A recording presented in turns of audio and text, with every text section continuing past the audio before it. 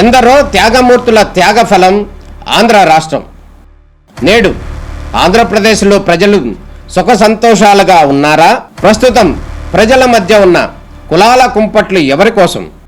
Chandrayaan rocket యుగంలో కూడా వర్ణ విభేదాలు దేనికి సంకేతాలు? రాజకీయ పార్టీల నేతలు ఏం చెప్తున్నారు? నేటి కాలంలో ప్రపంచాన్ని శాసించే మన యువత మేధాశక్తి ఏం కోరుకుంటుంది? తెలుసుకోవాలంటే ఆంధ్ర యువగలం. ప్రజల మాటే మా నోట. ఎకరాలు కాకినాడలో రొయ్యల చెరువులకు ఇస్తే అది పోర్టు బదలాయించుకుంది. ఈవేళకి ఫిషరీస్ కార్పొరేషన్ ఆస్తులు ఉన్నాయి. ఈ ఆస్తులన్నీ కూడా మన మత్స్యకారులకు సంబంధించింది. ఈ మధ్యకాలంలో ఓఎన్జీసీ, రిలయన్స్ అనేక కంపెనీలు వచ్చి మన పొట్టగొడుతున్నాయి. ఒక పక్క కాలుష్యం, అదేవిధంగా ప్రతి జిల్లాలో కూడా అనేక సమస్యలు ఉన్నాయి. ఇప్పుడిప్పుడే మన మత్స్యకారులందరూ కూడా అన్ని కులాలు ఏకమయ్యే సమయం వచ్చింది. దాంట్లో ఎవరు కూడా పదవులకి పాకులాడకుండా సమర్థవంతంగా గ్రామాలు తిరిగే నాయకుల్ని మనం సెలెక్ట్ చేసుకుంటే చాలా బాగుంటుంది అన్నది నా ఉద్దేశం. ఈవేళ మన సైకం రాజశేఖర్ గారు ఆయన కొత్తగా పెళ్ళవి కోర్టుకి వెళ్తూ అన్ని ప్రాంతాలు తిరిగి ఈ సమాజానికి, ఈ మత్స్యకారులకు ఏదో చేయాలని ఆయన ఎంతో తపన పడి పెద్ద ఉద్యమకారుడి కింద ఆయన ఇచ్చేశాడు. కొన్ని సందర్భాల్లో ఈవేళ మన కీర్తిశేషులు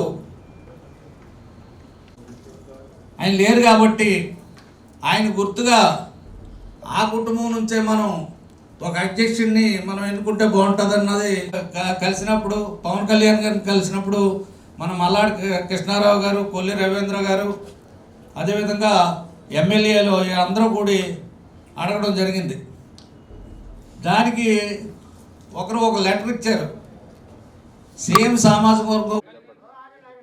మరి ఈనాటి విజయవాడలో రాష్ట్రం నలుమూల నుంచి కూడా మరి మత్స్యకార సోదరులు, అలాగే అహర్నిశలు ఈ సంఘం కోసం పాటుపడిన నాయకులకి మరి నేను శిరస్సు వంచే పాదాభివందనాలు కూడా చేస్తున్నాను. మరి నడకూరు నరసింహారావు గారు ఈ కమ్యూనిటీ కోసం ఆయన అధ్యక్షుడు చేసి మరి 50 ఏళ్ళకి పెన్షన్ తేనేయండి, అలాగే 2 కార్పొరేషన్లు కావాలని చెప్పి ఆ రోజున, అలాగే డీజిల్ సబ్సిడీ తెచ్చింది కూడా మాజీ మంత్రి నడకూరు నరసింహారావు గారు. మరి అలాగే నాకు, నా కుటుంబ సభ్యులు ఆయన లేని లోటు లేనందు మేము ఉన్నాము అంటూ నాకు ఈ అవకాశం ఇచ్చిన నా కుటుంబ సభ్యులందరికీ కూడా ఈ కమ్యూనిటీ కోసం అహర్నిశలు కష్టపడి ఏదైతే పెద్దల సూచనల మేరకు ఈ సంఘం కోసం అహర్నిశలు కష్టపడతానని ఈ అవకాశం ఇచ్చిన మరి నా మత్స్యకార కులాల సంఘ నాయకులందరికీ కూడా జన్మంతో రుణపడి ఉంటానని చెప్పి ఈ అవకాశం ఇచ్చిన పెద్దలందరికీ నేను కష్టం ఎక్కడ అపకీర్తి లేకోకుండా మరి మా నరసింహారావు గారు చెప్పింది ఎప్పుడూ కూడా ఈ సంఘం కోసం ఆయన నాకు ఏదైతే మనం పనిచేయాలి, వాళ్ళకి మనం కావాల్సింది ఏం చేయాలని చెప్పి నాకు ఎప్పుడూ చెప్పింది అదే చెప్పారు.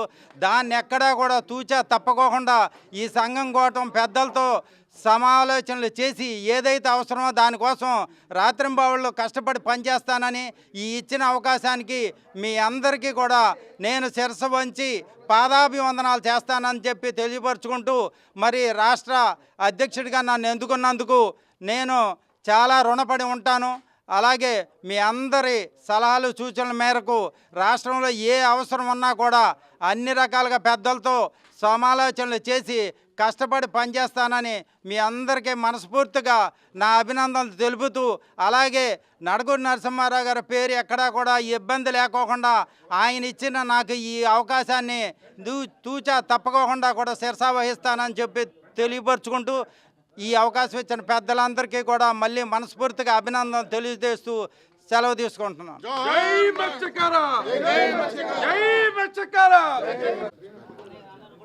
నమస్కారం అండి. నా పేరు చింతకాయల ముత్యాలు, విశాఖపట్నం జిల్లా.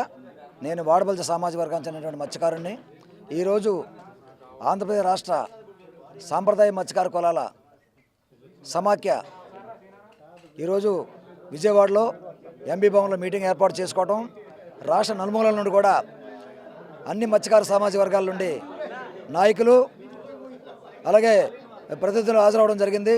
ఈరోజు నూతన కార్యవర్గం ఏంటంటే ఏదైతే మాజీ మంత్రివర్యులు స్వర్గీయ నతకూరి నరసింహరావు గారు ఆయన చూపినటువంటి దారి ఏంటంటే ఈ యొక్క ఆంధ్రప్రదేశ్ సాంప్రదాయ మత్స్యకార కులాల సమాఖ్యమైన వ్యవస్థాపక అధ్యక్షులు స్వర్గీయ నరసింహరావు గారు పెట్టినటువంటి ఈ సంఘానికి నన్ను రాష్ట్ర ప్రధాన కార్యదర్శిగా ఎంపిక చేయడం చేసినందుకు గాను మా రాష్ట్ర నాయకులందరికీ కూడా పేరు పేరున నమస్సమాజం తెలియజేసుకుంటూ ఏదైతే మాకు ఈ బాధ్యత అప్పచెప్పారో ఈ యొక్క బాధ్యతగా తీసుకొని రాష్ట్ర నలుమూల పర్యటించి సమావేశాలు ఏర్పాటు చేసి అన్ని మత్స్యకార కులాలను కూడా ఏకతాడిపై తీసుకొచ్చి సంఘటిత చేసి ఏవైతే మత్స్యకార కులాలకి ఈ రాష్ట్ర ప్రభుత్వం నుండి కేంద్ర ప్రభుత్వం రావాల్సినటువంటి సంక్షేమ అభివృద్ధి కార్యక్రమాల కోసం పాటుపడతామని చెప్పేసి తెలియజేసుకుంటూ నాకు ఈ అవకాశం ఇచ్చిన పెద్దలందరికీ పాదవందనలు సెలవు తీసుకుంటాను.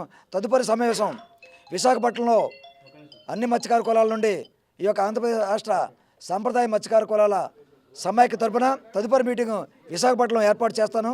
నాకు ఈ అవకాశం ఇచ్చిన సంఘ పెద్దలందరూ కూడా పేరు పేరున ధన్యవాదాలు తెలియజేసుకుని సెలవు తీసుకుంటాను. జై హింద్, జై మత్స్యకార.